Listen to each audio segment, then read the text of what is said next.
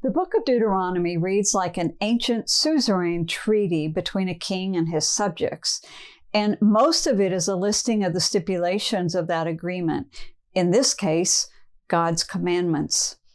But the God of Israel was not just after perfect obedience, he was after love and allegiance. The God of the Bible is also a just God, and he wanted justice for his children. So he set up a whole judicial system to guide them. What an important lesson for today's generation, that the God of the Bible is a just God.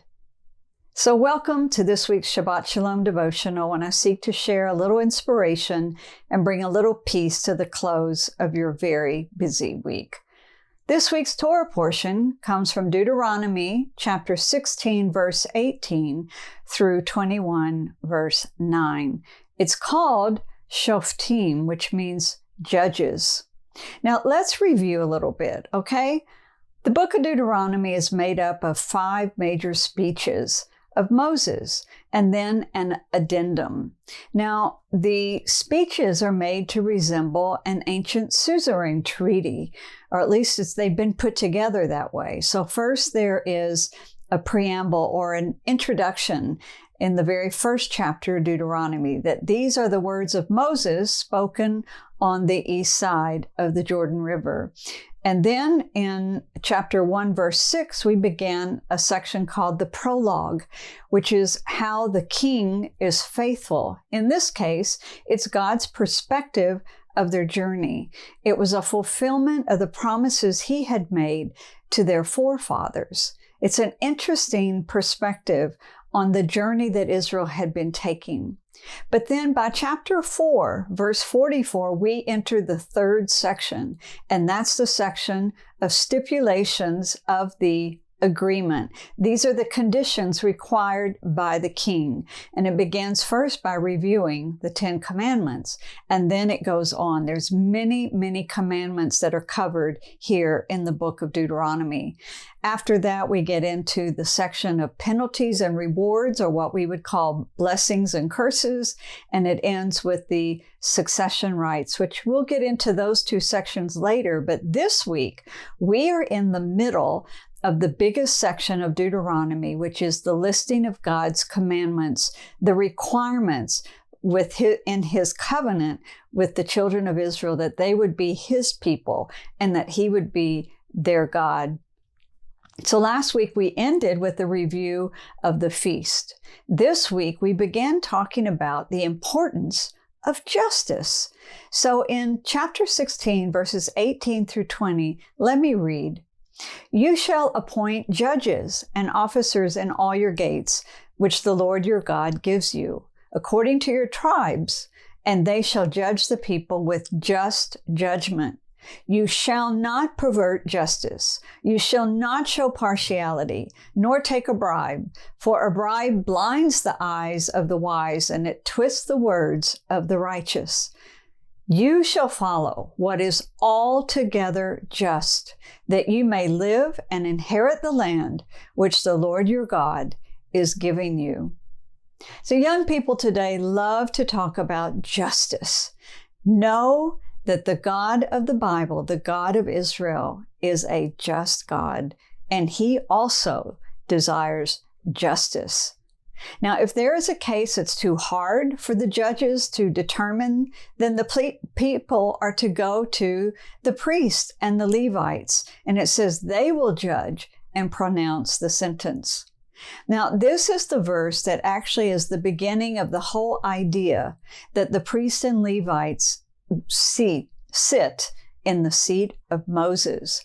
This is what later became known as the Sanhedrin. It was a governing body over the people of Israel made up of the priests. And in the New Testament, it was very active and very powerful. And we see this when Jesus even said that the scribes and the Pharisees sit in Moses' seat. So Moses' seat was a place of instruction, of giving of the law, and therefore also judging according to the law how the people were living. So here in Deuteronomy, we see that this authority is being expanded beyond Moses to the priests and the Levites. And do you know that by the time of Jesus, not only was the Sanhedrin fully considered a governing body based on this principle, but in every synagogue, they had a stone seat that was called the seat of Moses.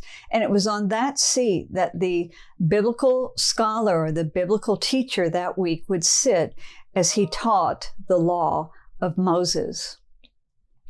Now, next week, we're going to read about cities of refuge, because this judicial system that God was setting up, he recognized that sometimes there was a local bias, and especially in times of innocent blood being spilled. So he said, if this happens, run to one of these cities, which are a city of refuge, and the people there will come together, hear your case, and make an unbiased judgment.